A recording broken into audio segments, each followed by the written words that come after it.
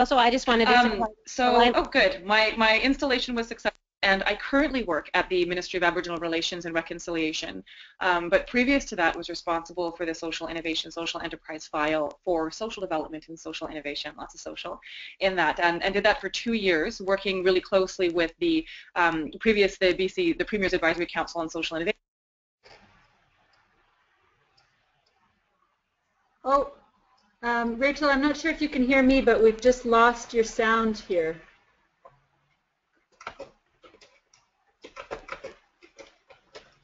Oh, no.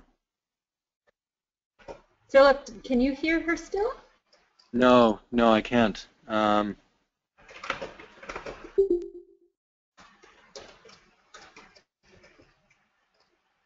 Whoops. Oh no, hopefully, I hope her computer didn't crash. Oh dear. And did I just hear, Michelle, are you on the line? The province established an ongoing sort of body or partnership network, the BC Partners for Social Impact, because, of course, if the recommendations were to be successfully implemented, it couldn't just be the province that had implemented them. Of course, the whole purpose of social innovation is really that partnership across sector and across community. And so really that the province has a role in, and as we know, the really key things are policy development and policy implementation, regulation, whether it's financial or legislative, and that really the province could create an enabling environment for social innovation, and certainly could also bring to bear its ability to convene and to facilitate, but that really when it came to the rubber hitting the road with social enterprise in particular as a primary priority for the province, which we can talk about in a moment, that really that was going to be the partners, that cross-sector partners who would be able to have that come to fruition. And really the province's role would be to provide that facilitation and convening, and again, enable it through policy and legislation. And so that was sort of the idea. And so the province ended up convening and serving as a secretariat for the BC Partners for Social Impact, which it continues to do today. We can talk about that a little bit later if people are interested in it. I understand that you've already spoken to Kim Buxa, who is a member of the BC Partners as well through ENP, and I'm sure she provided you with lots of great information. But really, what maybe I can do is, if folks would like, is talk a little bit about, I think, where the province's priorities are, and you can see that actually a lot of where the province has invested a lot of its energy. Not necessarily a lot of the funds, because that's another piece about social innovation, is it's trying to find a way to leverage existing funds in a better way, a more impactful way, not necessarily providing additional funds to mobilize. I mean, additional funds are always much appreciated, but certainly in the economic environment we're in, the goal of this particular file was to look at maximizing the way that we already currently spend our money. So maybe a couple of things, if folks like, can give you the perspective specifically on social enterprise and where we think the opportunities are, and we can go from there if that's of interest to folks. And again, I apologize for being so flustered this morning. It's I shouldn't be surprised, really. It is me and technology. But really, social enterprise did become, I think, probably one of the biggest priorities for the province with respect to social innovation for a couple of different reasons. Are many of you familiar with the Small Business Roundtable and the accord that was developed by the province?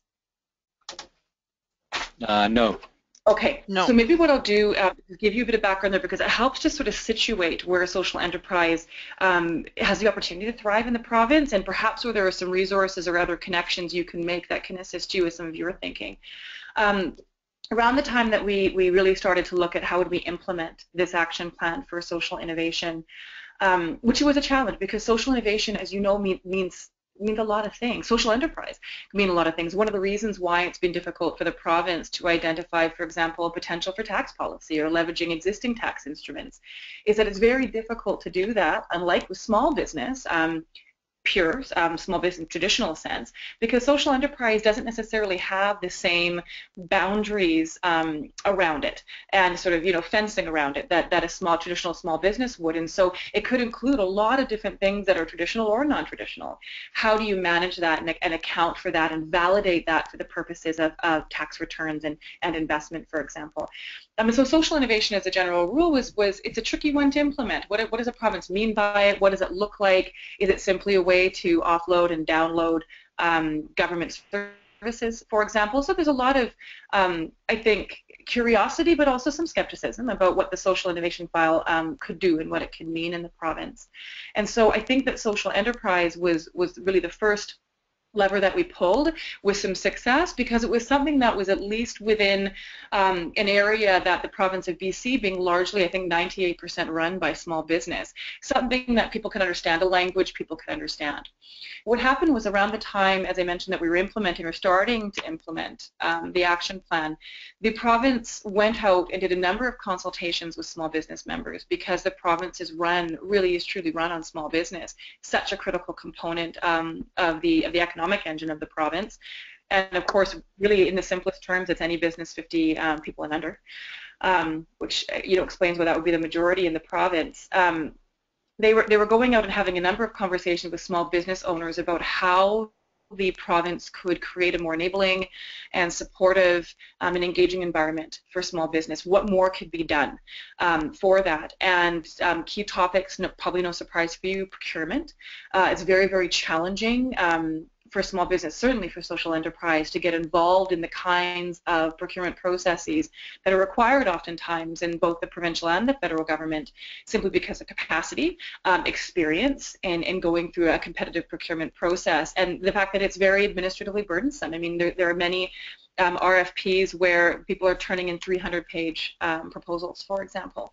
And so procurement was a key one. How do we flow more dollars to those small businesses that really keep communities thriving when those organizations don't have the capacity to compete on the same level, and not because they don't have the expertise or the success in their business, but for a myriad of other reasons. The other piece was, of course, also tax legislation. So how can we support small business and invest in small business by encouraging investment, whether it's domestic or international, and how can you do that within the current tax regime? There were other pieces about the recognition and the celebration, the promotion of small business in the province. And so there were these roundtable conversations that resulted in an accord. And in the very early days, we were quite. I can send you the link to that accord as well, because what I would encourage and always try and encourage folks who are thinking about a social enterprise or currently running one to do is to really think about yourself as a small business. I don't know of a social enterprise in this province that wouldn't be considered a small business simply because of its size. And the number of resources that are available to small businesses in this province are actually quite robust. And I think that there has always been a sense, because most social enterprises are started by nonprofits, it's a total shift in thinking to think about yourself as a small business, or that you would be eligible for the myriad of programs or services that are available. And yet that's what social enterprise is. And so what we did is we encouraged the Ministry of Jobs, Tourism, Skills Training, JTST, to encourage at least a couple of social enterprise owners in that roundtable. I believe there were 12 small business owners. They did that. I want to say it was oh gosh, Rachel, it was Brad Mills from Mills Basics, and Diane Thibert from, and you may know where she's from better than I, from a disability-oriented social enterprise, and it's awful that I can't remember what the name of the organization is.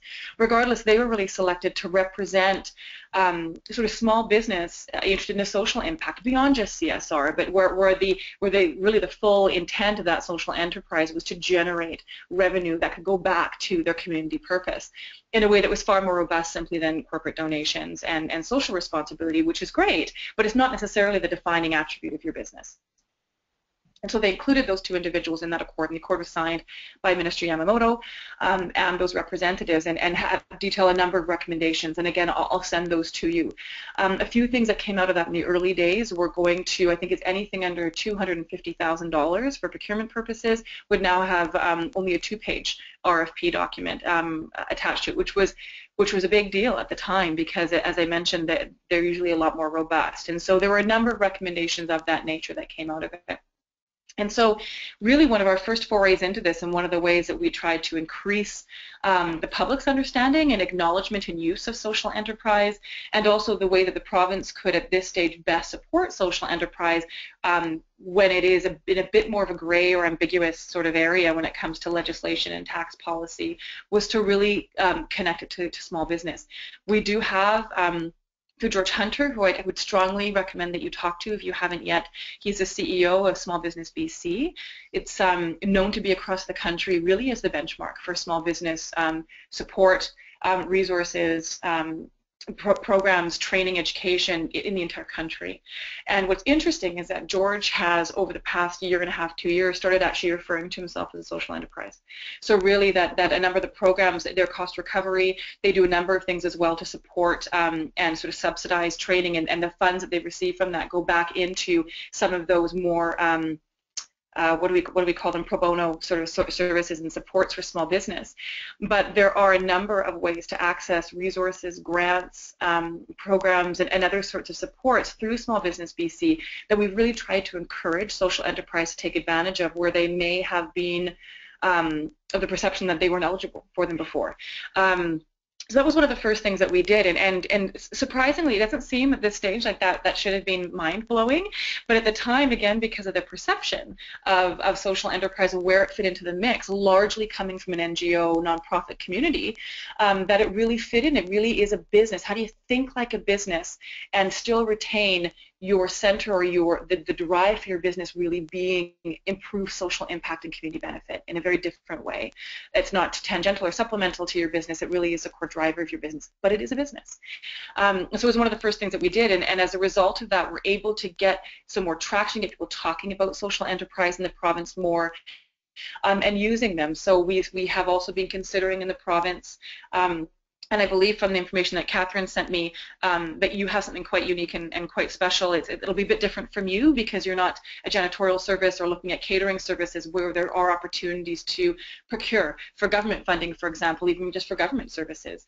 But be that as it may, the other piece was, how do we start promoting within the province of BC that the considerable amount of money that government spends, even in sundry services, as I mentioned, janitorial services, catering, office supplies, how do we look at leveraging, whenever possible, a social enterprise to provide those services or products over for-profit, pure for-profit business? And so, for example, encouraging the province, when they're going to be doing catering, we use potluck, we use salmon and bannock, for example, and where are some other social enterprise companies, businesses that we can leverage for some of our sundry spend, because it may not seem like a lot for a $2,000 catering bill, but when you multiply that over the course of the year, the province spends a considerable amount of money on that kind of sundry spend. And so how do we also leverage procurement then to support social enterprise?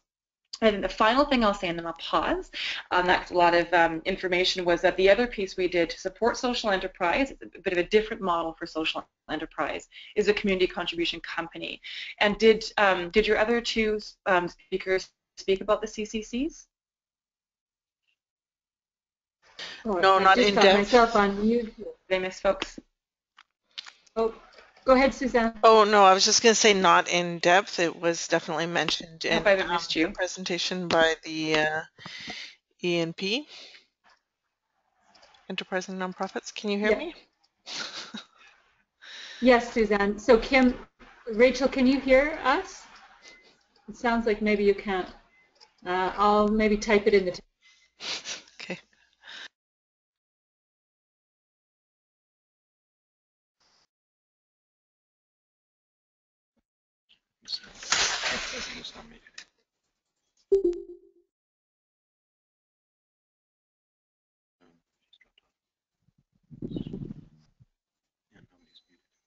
About that. Can you hear us okay this time, Rachel? I can. I'm so sorry about that. I have no idea why this keeps happening. But I think, Catherine, that you mentioned that we stopped right about when we started talking about CCC, and I thought I would just mention that as sort of the last piece, and then we could have a bit of a conversation. Perfect. Thanks, Rachel. So, no problem. I'm so sorry, you guys. So had you had a chance yet to talk or to think about community contribution companies? Kim mentioned it very, very briefly as part of a PowerPoint deck that she showed us, but we haven't really discussed it in depth, and I think it would be helpful if you were to review it and maybe give us just a little bit more information about how it could apply. Sure. Yeah. So one of the first things that we did, and again, it's tied in with social enterprise, and you see a theme, because most of what we've managed to do, to be honest, is being around social enterprise, again, for the reasons that I mentioned. And one of the legislative things, Gidget, one of the legislative things we were able to do was to enact community contribution company legislation, CCC legislation. And it was the first of its kind in Canada, and so, stepping out a little bit into kind of a new area in social enterprise support. And the CCC was based largely on the KIC model, on the community interest company model in the UK. The intent of which was to create a bit of a hybrid model, and again, you know all this, so just at a high level, the rationale for that is that nonprofits are not able to retain investment and earnings and return investments to investors in a way that a private corporation could, and yet we were attempting to push business beyond just CSR, and there were a number of businesses, and the business community was also interested in how it could be more effective or look at a new model beyond just a social enterprise where it would have potentially, quote unquote, a bit more credibility. And what I mean by that is that there were people who were interested who were traditionally for-profit business owners or social or even nonprofits who wanted to start a business, but I think were concerned as to whether or not they'd be able to really solicit the kind of investment that they'd need as a social enterprise. Obviously as a nonprofit organization, or for business, if they started a social enterprise, would they be able to attract investors? Would it be seen as credible enough? And so because again, we're in a bit of a gray space with social enterprises, so would there be an interest in looking at a hybrid model for those who are considering different risks and who wanted to secure different kinds of investment? So the CCC was intended to sort of create that hybrid model where you had to lock in your social purpose. Now, we'll get to this in a moment. It doesn't mean that social purpose can't change, but you had to have one. You had to state what that is, and that the social purpose of the organization could never be dissolved. So you couldn't simply dissolve a CCC. It could be sold, and you could dissolve it, but you would have to invest invest a certain percentage of your assets in a charitable organization if you were to dissolve. So you couldn't simply retain the earnings and use them for other purposes.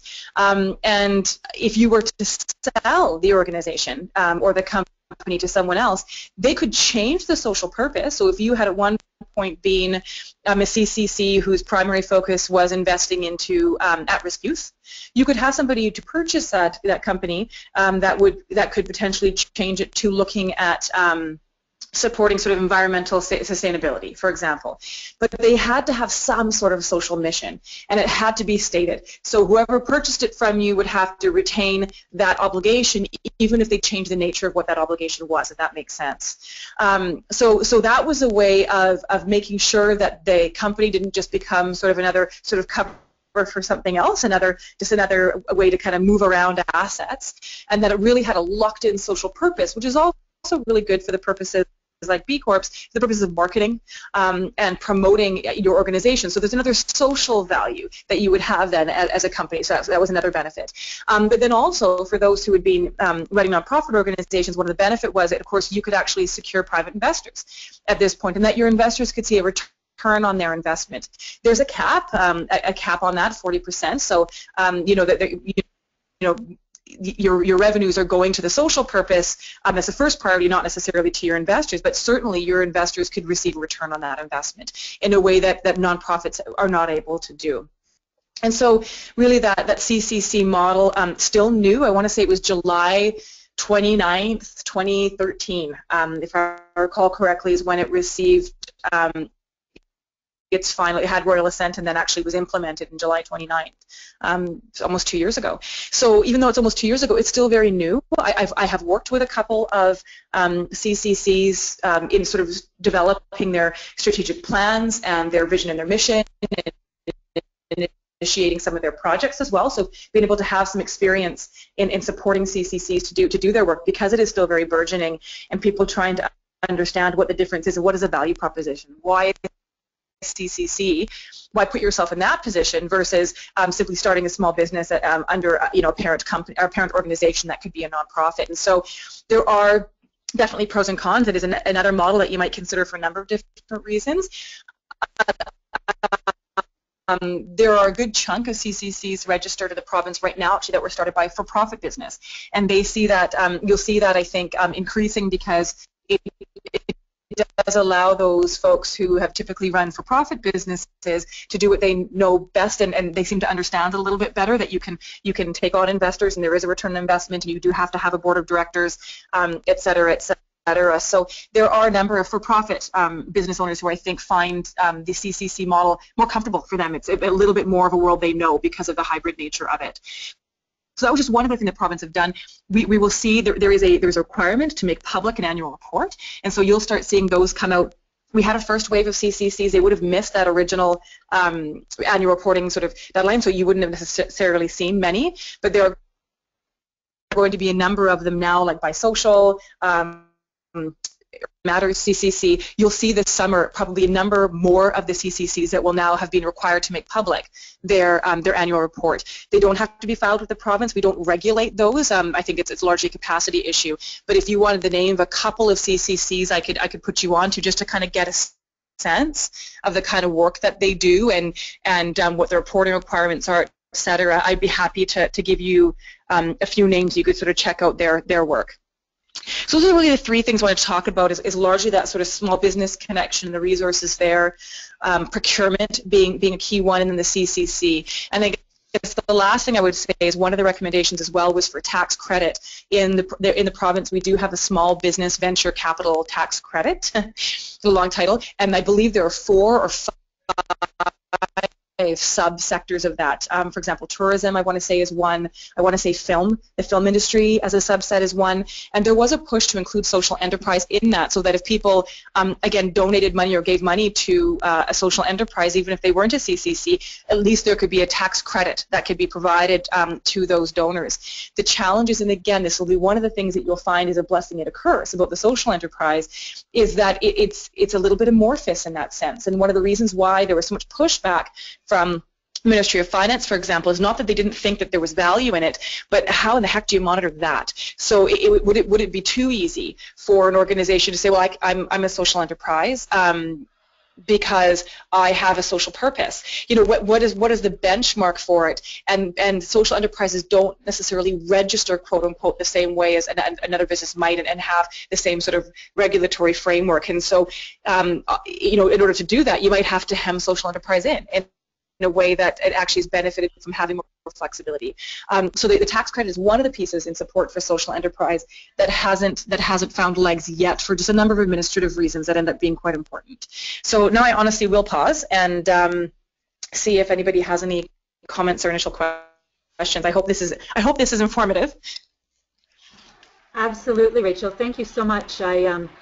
You know, I knew that you were a great person to speak with us. I had no idea the wealth of information you clearly have about this. So thank you. It's just so phenomenal to know that you're not only willing to take a little bit of your time to speak with us today, but just how much knowledge you have of the history and the resources available and so on. So you've obviously raised a number of different. I've got a few notes here, you know, to ask a little bit more about the CCC, the resources that are available, the tax credits that are available.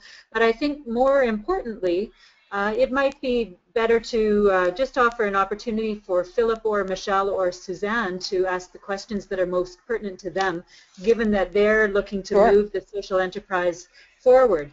So if I understand correctly, Rachel, you know everyone on the line here, Philip Cook and Michelle Cook and Suzanne Nievert? I believe I do in various other times. I've met Philip, I know, but it would have been ages ago when I was at UVic, so might not necessarily remember, but I believe I have at some point crossed paths with everybody. Okay, great. Well, perhaps Philip or Michelle or Suzanne, as you ask your question, maybe just say a few words of introduction, just, you know, to sort of put Rachel in the right framework for responding to the question. Sure. Suzanne, do you want to start? Otherwise, I have a couple of questions. But Suzanne, if you want to start, go ahead. Yeah, I have a couple of questions as well, and I'm sure that you do as well. Yeah, so Suzanne or Rachel, I did meet you a couple of weeks ago with Elena, if you remember. And yeah, one of the things that we were exploring at that time was the early years piece. So right now, what Elaine and I are looking at in terms of social enterprise is developing a CSR certification directed at children, how businesses, how their focus, their business purpose is supporting children to thrive. And so one of the things that we were looking at is, child programs and services, and that's what we were looking at in the early years to develop that tool initially as an assessment tool, a self-assessment tool, and then bringing it into, the certification realm, where through training and mentorship and consultations, we can actually, create social change in our community by having businesses look at, how do we support children, or how may we be forming an obstacle to them thriving. So that's sort of the social idea behind it. We're looking right now at launching a formal feasibility study to see if there is market demand for such a certification process. And Elaine and I have mostly been following trainings at enterprising nonprofits, because they offer some workshops for the nonprofit sector of like how about social enterprise, what are the different structures. So Kim, she has mentioned the 3 Cs, the hybrid model, as one of the potential legal structures. And the one thing that was mentioned by the various, social entrepreneurs in those workshops was that, it's quite a heavy reporting mechanism, and for a very small organizations such as ourselves, in the sense that we're 2 or 3 people starting a business, would that make sense for us in terms of like the time that it takes to do that reporting, and what are the added values of that reporting. So I was just wondering, because you mentioned you had some enterprises that are examples using that 3C structure, and I'm wondering like how big they are and what are the advantages that they're getting from that reporting. And those may not be questions that you can answer, but if you can put us in touch with the people that can, that would be great. Oh, sure. The one I do both. Oh, sorry. Okay. Yeah, sorry. And then I had one more question. Sure. I'm very excited that there's a lot of support for small businesses in BC, because that's sort of more the model we were leaning towards, just starting a small business, because it just seems the simplest route to go. And a question for us has really been, okay, and how to bridge those startup costs, because we don't have that kind of financial infusion from our nonprofit, but we do realistically need to infuse money at the beginning. So I was just very curious to know what exactly those resources are and how we can access them. Thank you. Sure. Yeah, absolutely. Okay, so to the first question, maybe I'll do a little bit of both. So the first one, admittedly, is going to be my sense of the CCCs that are currently around, but then also what I'll do is I will send you a couple of names of folks that I think would be very open to sharing their experiences with you. I think they'd be very happy to do that, and you can kind of get a sense from them whether they think it's been worth it and why as well. My sense is that so first of all, you of course can be a pre-existing social enterprise or for-profit business and switch over to becoming a CCC, or you can start from scratch as a CCC, and we do have examples of both in the province. Most of the CCCs that I've worked with have been, it's been interesting. Most of them have been very small, because they tend to be, because they're relatively new, and they are attempting to get traction, and they have a parent organization. They're able to draw to a certain degree from that parent organization's resources. So they do tend to be small. However, that can be a bit misleading, because they have access to other resources, if that makes sense. So, for example, you'll see Urban Matters, which is the one I'm most familiar with, which does sort of civil engineering and community development, largely with First Nations communities, and nonprofit social enterprise as well, supporting social enterprise. They're really, they've got essentially what we call a CEO and some administrative staff, but everybody else that does work with them does it on a consultancy basis, and there's just a couple of them. However, their parent company, Urban Systems, which is one of the largest but privately owned, it's not a public company, but one of the largest privately owned civil engineering community development companies in the country, is able to draw some resources from them. So it's got some of that social capital. They've been able to really leverage some of the financial and non-financial resources from that company as well. That's been one of the benefits of being able to start it up, is that it has access, even if it's not all financial, to some of those resources, be they people or otherwise. And then there have been some others that are largely small, though to be fair, they were started by nonprofits that were also small, and they simply shifted their resources over. So I think as a general rule, the CCCs have tended to be quite small because they really are a new venture sort of wing that people are wanting to be successful, but it is such an investment to get it off the ground, so people tend to kind of to be measured in their investment. However, again, what I have found is that even though some of them are small, they have been able to draw on other resources to support them. And so and I think what they would say the benefit is, because you're right with the reporting, it is quite robust. It's funny, if you look at the British model, I just did a little bit of a summary for one of the CCCs about give some examples of what the annual reports are in the UK, so we can kind of see what they do. And it's a one-page template that actually gives very little information, and there are pros and cons to that. Administratively, it's not very burdensome. With respect to the public and public interest, there's not really a lot in there about all the good work that's happening or where the money is going per se. So on the one hand, I think it's seen as beneficial by CCC quote-unquote owners that there is robust reporting mechanisms, because it provides them with more, I would say, the perception of more integrity. They seem to be more valid because they're or more legitimate, if that makes sense. Perception, reality, a mix of both. I think when you have very robust reporting mechanisms, it seems to sort of anchor you in something that seems to be a little bit more legitimate. So if you're trying to get traction in the business world, it is seen to be something that you is seen as a positive, I guess, is what I can say about that. On the other hand, we should note is that there isn't necessarily a specific template for the annual report. So you could do that in a number of different ways. Absolutely, there are a number of things that have to be included, but it's not like our government service plans, for example, where you have a stock template through which you have to go through a number of components in a certain way. And so they can be more or less robust depending on how you use them.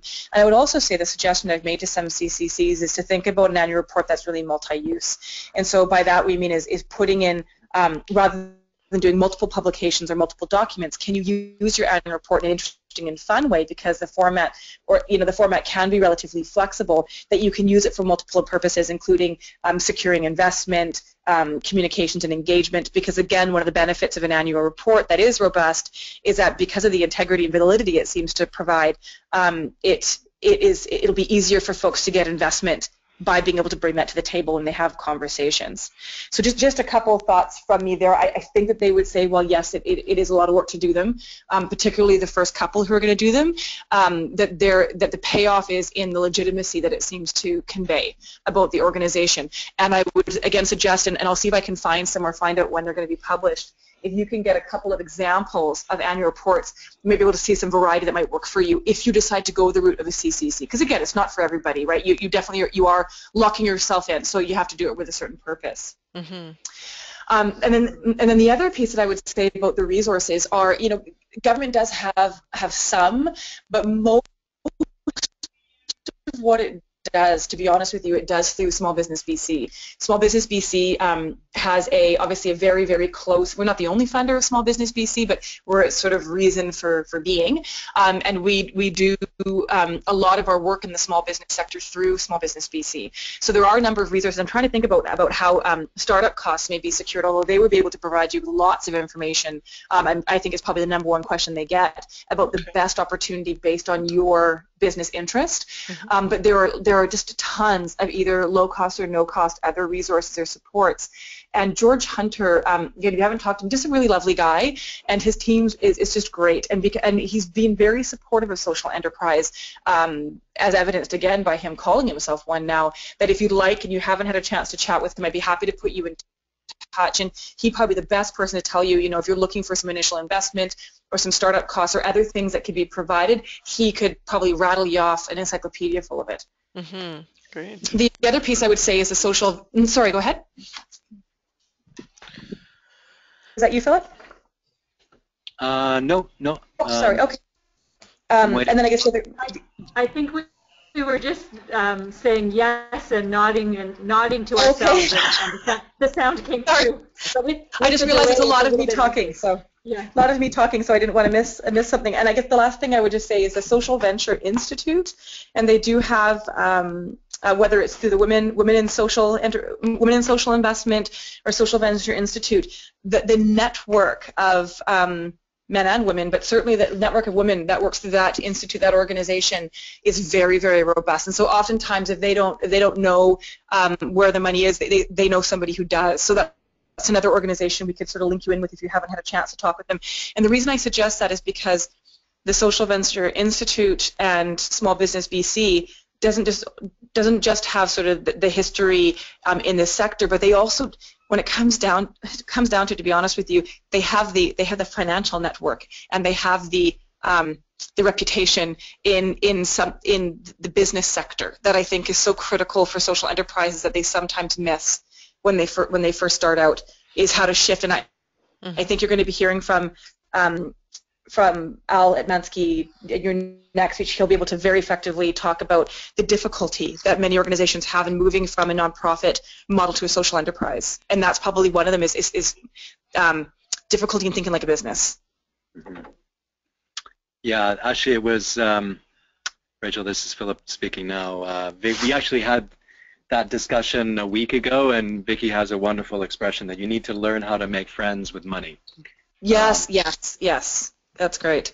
I think that's really at the heart of what you're saying. Suzanne, are you okay? Because I have a question as well. Yeah, no, I just wanted to say thank you. That was great. Oh, you're welcome. Great. Hi, Rachel. Yeah, no, it's great to talking, and thank you for your support, first of all, in your wearing your MAR hat. That's been much appreciated, and there's a whole discussion we could have about that, but that'll be for another time. You're welcome. Sure. But yeah, I just wanted to, well, a couple of things. One, just to back up from Suzanne's comments, it's sort of an interesting time for us at IICRD because we've been working for 25 years really as a hybrid organization. So working on the creative edge between NGO and academic worlds.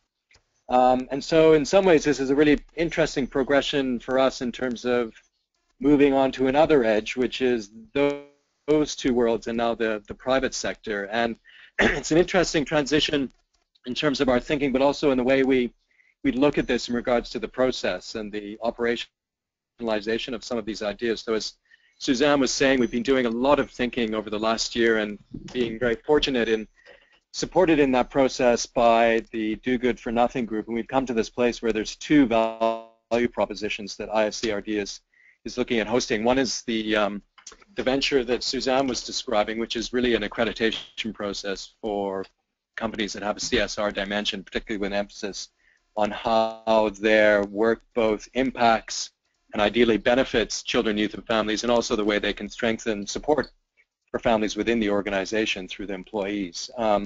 The other one, which is an initiative that Michelle and I are involved in, is focused on development with purpose, which is really looking at the real estate market. Sorry. Okay. I'm excited about something. And particularly looking at bringing a CSR perspective to real estate development, particularly with the concept of meaningful engagement in people and activities that focus on family with kids at the center, and bringing that into development in terms of an actual central theme or an actual location within a development that would bring families together, have a creative dimension to it, also have an aspect of channeling funds through the profit base of development that goes towards one or a number of our projects in communities, so there's actually an outreach, and potentially having secondary benefits in ways that people could build their own knowledge or capacities through the relationship with Royal Roads, through continuing studies, guest lectures and presentations and engaging workshops and things like that. So we're just about get going, but one of the interesting challenges we're facing is how do we make that transition and move it from really what now are two projects within the organization to what could become either a B Corp or a Triple C. And that's where it was very helpful speaking with Al and Vicky last week about how they made that transition with Plan. And maybe that's a longer conversation that we could come and have lunch with you sometime, because it would be good to see how other organizations have taken that forward, as well as looking at the metrics that are being developed. And that's actually a question I have for you: is the province using a core set of metrics such as the Sustainalytics, the ESG model, economic sustainable governance dimensions of social entrepreneurship, or are there a different set of metrics that are being used? This would be helpful for us in terms of our accreditation process, because we should be aligning what we're doing, because that is at its heart a monitoring process or a tool that can help with monitoring, whether there's a set of metrics that are being used in the province and whether they are tied to broader global metrics such as the upcoming sustainable development goals that are being developed at the UN, and which all countries will be following, because I think there's some very fertile ground, and this is something obviously of particular interest to IICRD, given that we do a lot of work on monitoring and system strengthening and looking at intersectoral partnerships and these kinds of things. Yeah, thank you. Such a good question. And just as a side note, by the way, one of the biggest things for the folks who worked on the social innovation file that always sort of, I think, drives us the most bonkers is how poor, as a general rule, and not just a province, but I think as a general rule, that we are in evaluating social impact and how you account for it, how you measure it, for what purpose you measure it, how you change things based on those measurements. I mean, it's really just, to me, one of the biggest head scratches and puzzles that I think, unfortunately, one of the intended outcomes, of course, of going this route is that you ideally would inform better policy development, better program development and implementation, service delivery, partnerships, etc. And yet it needs to be done based on some sort of really robust, meaningful, intentional evaluation. And I don't think we have our heads wrapped around what that looks like in this context. And so that's just my little soapbox. But as a roundabout way of answering your question, when it comes to CCCs, no, really, with CCs or social enterprise in general, there isn't. We don't have a specific evaluative framework, benchmark for those pieces. There are certain rules about how much money you can pay back to an organization or to investors, about the fact that you have to have a social, sort of a social cause that you're reinvesting your dollars into. But aside from that, there really isn't that sort of evaluative framework that's attached to any of this stuff. So maybe a conversation then for a later day, because that would be interesting. It is, and it's a critical one, Philip. I think it's something that we have. I mean, ministries have done it individually. Health has done a really interesting job in a number of their files of really looking at evaluation in a different way, and we tend to do that on a program-by-program basis, but in an overarching way about the way we approach evaluation, the way we approach sort of our decision-making in general. And I mean, again, anyway, I digress, but it's a really critical conversation, I think, in general, absolutely an important one. Yeah, this is Michelle here, Rachel. One of the conversations we've been having is with some of the investment brokers that are looking at ethical investments, and they use the Sustainalytics. So they have very robust evaluations that look at the environment, the governance, and sustainability, I think, to really ensure that they can actually label a company as a good investment in terms of an ethical or socially appropriate investment. But it was interesting to see that actually hasn't actually merged or transferred over to some of the social enterprise components. So again, it's interesting to see. I think that there's some really excellent pieces out there that would be great to bring together and build on to create something. And actually it's quite interesting, because one of the challenges that I get, and these are major investment, global investment brokers, is how few firms there are that they can invest in that have robust measurements across those three areas. And that's been one of their challenges, apparently, is that there's money that's looking to be invested, but it's actually not that easy to do it in practice. So yeah, that would be interesting to come back to, I think. Yeah, that would be great. Yeah, and a final question I had, because we're doing so much work now with Aboriginal youth, and actually this could be a third area that we're looking at moving in this direction through our Young Partners in Development program, is whether there's a separate file for this in regards to Aboriginal social enterprise in the province, or where the energy is in that sector, because I know that the BC Friendship Centres, for example, Aboriginal Friendship Centres, they're doing some work through Paul Lacert and team. But is there a concerted focus in that area, and what's going on there? I was sorry, Phil, you buzzed. I got a little bit of a buzz out on your mic there when you were. I heard the Aboriginal youth component and what the goal. But can you just? I missed the middle part. Yeah, sure. Yeah, given that we're doing a lot of work with Aboriginal youth, and there will probably be an economic dimension to this in terms of job security, but also specific economic activities. Is there a specific file within government, and you would know this better than anybody else probably, given that it would probably be with MAR, but is there a file on Aboriginal social enterprises? That would largely be me. There isn't anything specific related to Aboriginal social enterprise, youth related. So back up. Social development and social innovation, technically speaking, has sort of overarching purview for all the recommendations included in the plan, which does include some, if you read it, some somewhat ambiguous commitments related to Aboriginal social enterprise and social innovation. That being said, as you know, it's incredibly complex and very, very multifaceted in a way that's quite different than working with other communities or partners to look at how you support Aboriginally driven social enterprise. And really, when we always argue, and I believe this to be true, that Aboriginal communities are among some of the first social entrepreneurs, really had to be creative and as a general rule tend to be much more sort of reinvest back into community more than others. And so there is a lot of potential there. That being said, I don't think we have found and there's probably a number of reasons for this, whether it's because there are so many other critical, tyranny of the urgent, so many other things that have taken over the conversation such that we haven't had a robust one on Aboriginal youth and social enterprise or other components of it, that we just haven't, to be honest with you. Now, that being said, when it comes to some of the economics piece and the labor market development, et cetera, my team at MAR is relatively newly responsible for skills development, employment, labor market stuff related to Aboriginal and First Nations communities, including youth. And that is obviously a cross-ministry commitment, including jobs, tourism, and skills training, advanced education, et cetera. But certainly we are playing a convening role and actually do have some funds to support that. One of the things we've been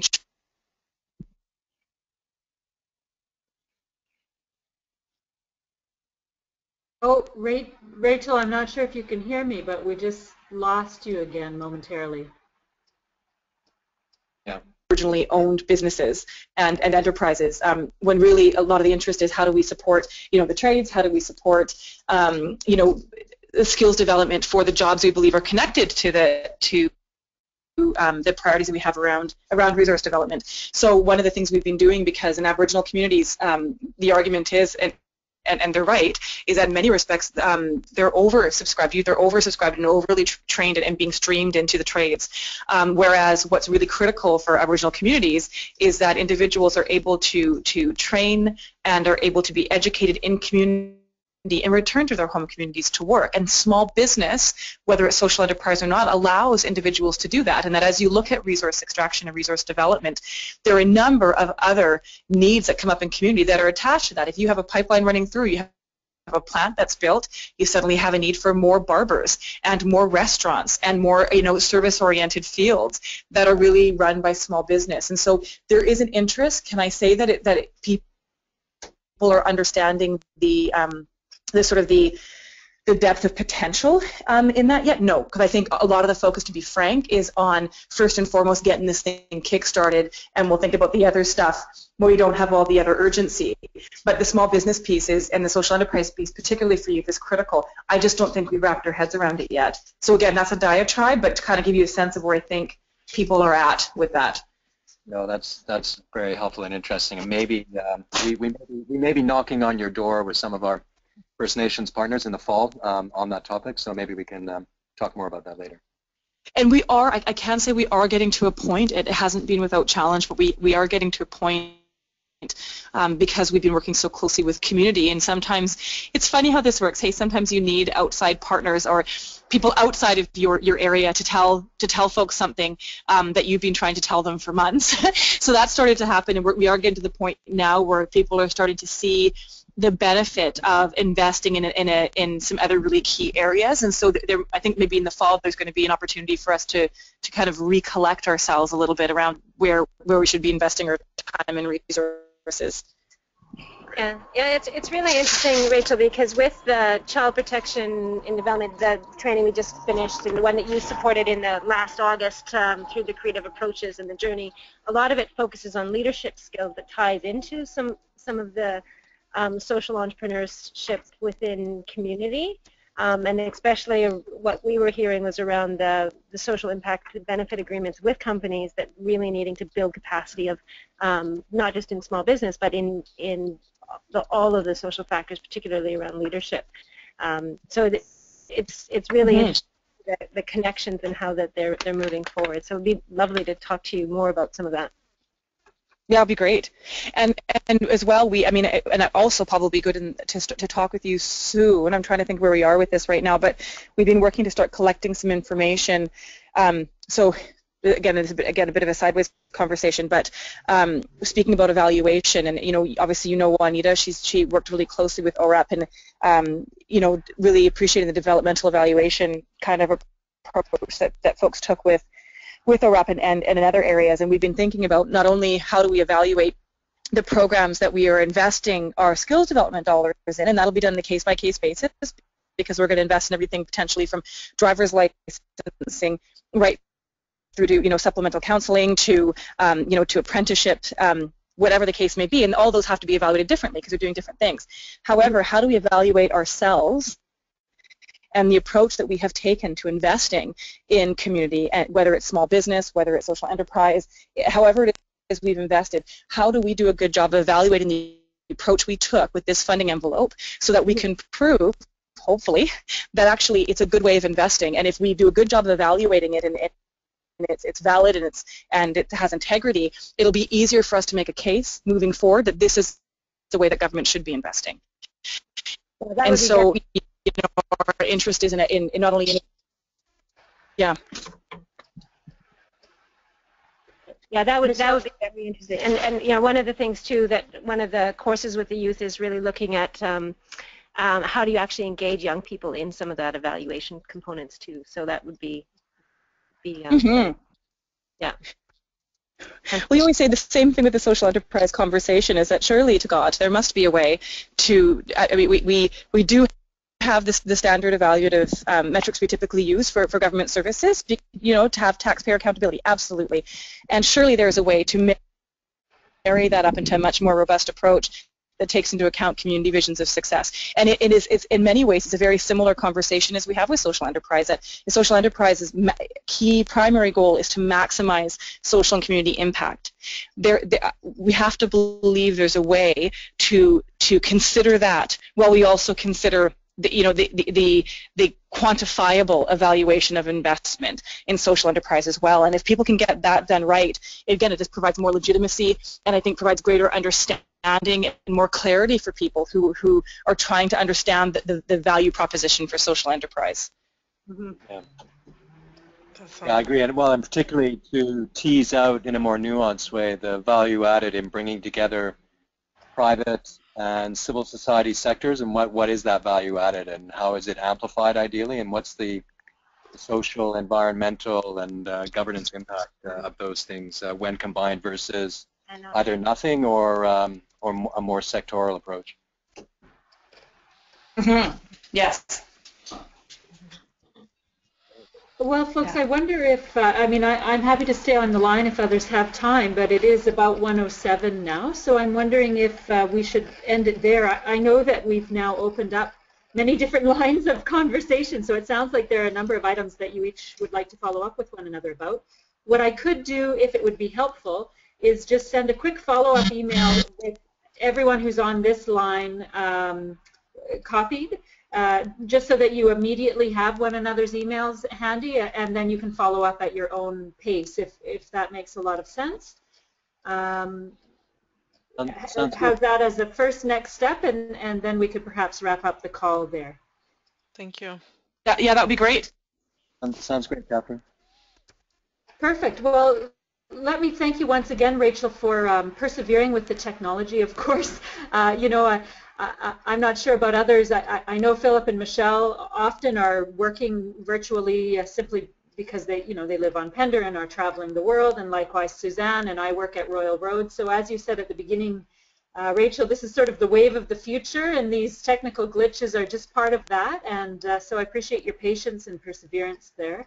And certainly, and more importantly, your expertise and your willingness to share it with us. Thanks so much. Oh, thank you. Thank you. I really enjoyed the conversation, and please send me a note anytime, and I'll do what I can to either give you the resources directly or connect you with those who can. Perfect. Great. Thank Yeah, you, thanks. Rachel. Thanks, Rachel. Thank you. Okay. Goodbye, everyone. Bye, everyone. Everyone, take care.